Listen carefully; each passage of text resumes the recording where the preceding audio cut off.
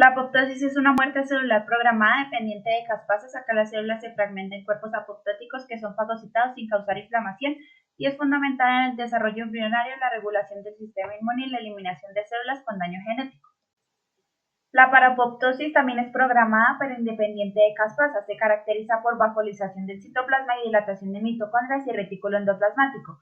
No hay condensación nuclear ni formación de cuerpos apoptóticos.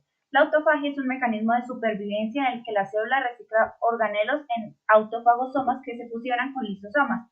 Ocurre en condiciones de estrés, inanición o hipoxia y participa en procesos como cáncer, envejecimiento y defensa contra patógenos intracelulares. En la necrosis se pierde la integridad de la membrana celular, liberando DAMPs que generan inflamación. Puede ser primaria causada por daño súbito como trauma o quemadura, o secundaria cuando células apoptóticas no son eliminadas a tiempo.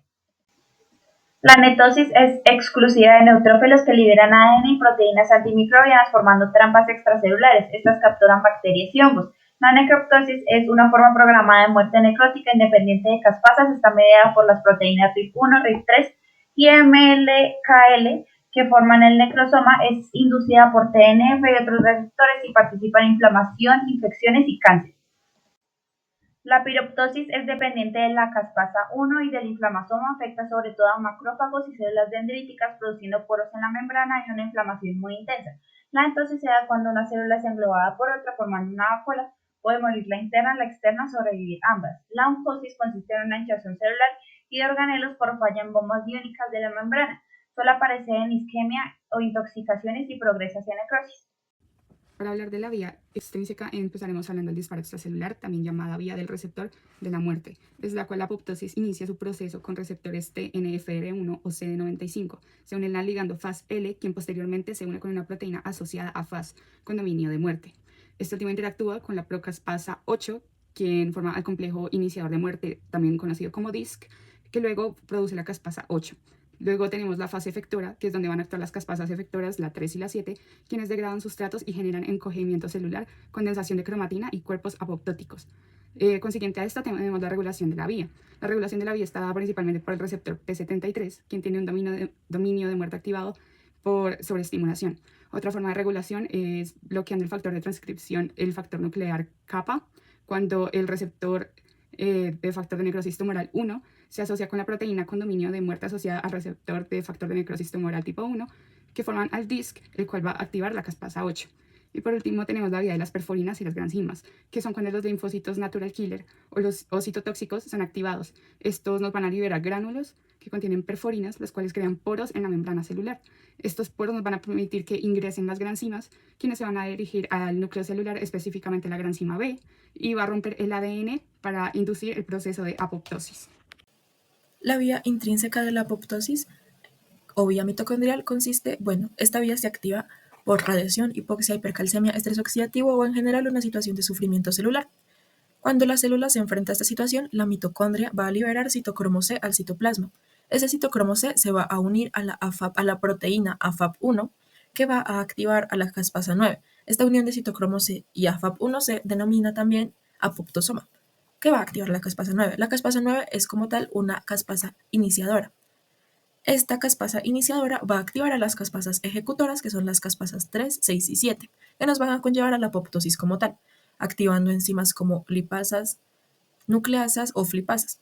También existe una vía intrínseca como alterna del retículo endoplasmático, donde el retículo va a, frente a un estímulo de una acumulación de radicales libres y proteínas mal plegadas, va a activar a la caspasa 12, que va a estimular de cierta forma también este proceso apoptótico. Bueno, continuando con la vía intrínseca y extrínseca, vamos a hablar de los mecanismos que tienen nuestras células, tanto linfocitos TCD8 o citotóxicos como natural killer para provocar la lisis de la célula diana. Entonces, en la vía extrínseca de la cual vamos a hablar a continuación, vamos a tener perforinas y granzimas, que estas casi siempre van a actuar en conjunto para provocar la apoptosis de la célula. Vamos a tener en la intrínseca caspasas, de las cuales ya hemos hablado en la primera parte de este video. Entonces, hablemos de perforinas. Las perforinas son unas proteínas que van a estar en los gránulos ácidos de nuestra célula inmune. Entonces, se provoca la sinapsis inmunitaria, en la que nuestra célula inmune va a reconocer la célula en la que tenemos que provocar la apoptosis. Eso provoca la activación de una respuesta que va a provocar la exocitosis. la perforina estaba inactiva y requiere de calcio, de iones de calcio para activarse. Esta se va a unir a la membrana de nuestra célula diana. Aquí en su forma activa, se va a polimerizar y va a formar un microtúbulo, un canal o un poro. Este poro por sí mismo puede provocar la lisis de la célula provocando un desbalance osmótico. Sin embargo, esta no va a actuar sola y casi siempre este poro va a servir como un canal de entrada para las granzimas que van a ejecutar su función adentro de la célula. Respecto a la vida de las granzimas, estas son proteasas citotóxicas liberadas por linfocitos TCD8 y natural killer que junto con la perforina inducen la muerte programada de células infectadas o tumorales. Estas al inicio van a ser simógenos inactivos con una secuencia líder y un péptido que se van a transportar a los gránulos y en los gránulos pierde su secuencia líder y las catepsinas C van a escindir esos péptidos para activar la granzima y que estas cuando se active el TCR y se haga una sinapsis inmunológica vayan junto con la perforina hacia la célula diana. Ahí la perforina va a crear unos poros para que los diferentes tipos de granzimas actúen. Las A y la K van a activar citocinas inflamatorias, las A van a activar las gasderminas que van a formar poros para que se dé una piroptosis, una muerte inflamatoria celular. En las granzimas F se va a inducir la ruptura de la membrana para generar necroptosis. Las granzimas C van a inducir la ruptura de la membrana y cambios citotóxicos, ¿sí? Las granzimas M van a dar cambios en los microtúbulos y las granzimas B van a activar la apoptosis directa por caspasas. Las caspasas son claves en la ejecución de la apoptosis. En el caso de la granzima A es independiente de estos porque hace una protólisis de los complejos de reparación de cromatina, se activa la DNasa de granzima A y se da la fragmentación nuclear, mientras que la granzima B emplea estos mediante la vía intrínseca y extrínseca para que esas caspasas efectoras 3, 6, 7, por ejemplo, desactiven los inhibidores de CAT y se dé una fragmentación de ADN, mientras que se da apoptosis cuando se alteran los complejos de proteínas. Ahora les hablaré de las patologías asociadas a la apoptosis. Para empezar, mencionar el aumento de la apoptosis. En el Alzheimer, la proteína beta-amiloide D se acumula como tal en el cerebro y esto activa la microglía, la cual va a liberar factor de necrosis tumoral alfa, interleuquina 1 beta e interleuquina 6, que dañarán a la neurona y favorecerán como tal su apoptosis. En el Parkinson, la proteína alfa-sinucleína se acumula como tal en las neuronas dopaminérgicas. Esto va a activar también la microglía y los linfocitos T, que producirán interferón gamma y factor de necrosis tumoral alfa. Esto va a generar que se aumente la inflamación y se acelere la muerte neuronal. En la enfermedad de Huntington, la proteína huntingtina mutada es tóxica y también activará la microglía y astrocitos, los cuales van a producir como tal interleuquina 6 y radicales libres, generando como tal un ambiente inflamatorio que termina destruyendo las neuronas. En el VIH, el virus infecta como tal los linfocitos C4 mediante su proteína GP120 y activa de forma excesiva la vía fosfatligando, lo cual va a acelerar la apoptosis y causa una pérdida masiva de células que coordinan la respuesta inmune. En la isquemia, la falta de oxígeno lo que va a provocar es el daño de las mitocondrias y además los neutrófilos y los macrófagos liberarán radicales libres y factores de necrosis tumoral alfa. Esto aumenta la apoptosis como tal en el tejido lesionado. Ahora voy a hablar de las patologías de disminución de la apoptosis. En el cáncer, las células tumorales se van a resistir a la apoptosis. Esto ocurre porque bloquean proteínas como lo son la P53, la cual normalmente induce a muerte celular y aumenta el BCL2, que actúa como un protector. Así evaden el ataque de los linfocitos T y de las células natural killer. En el lupus sistémico, eritematoso sistémico, las células muertas no se eliminan bien y sus residuos provocan que se estimulen los linfocitos B, lo cual va a causar que se produzcan más anticuerpos que atacan los propios tejidos. En la artritis reumatoide, los sinoviocitos se resisten a morir. Además, también los linfocitos T van a liberar interleuquina 17, interleuquina 6 y factor de necrosis tumoral alfa, lo cual va a provocar el daño articular. Y finalmente, las infecciones virales, como lo son crónicas, como hepatitis o herpes, los virus producen proteínas que bloquean las caspasas, que son las enzimas como tal que ejecutan la apoptosis, y con ello logran permanecer ocultos dentro de la célula por más tiempo.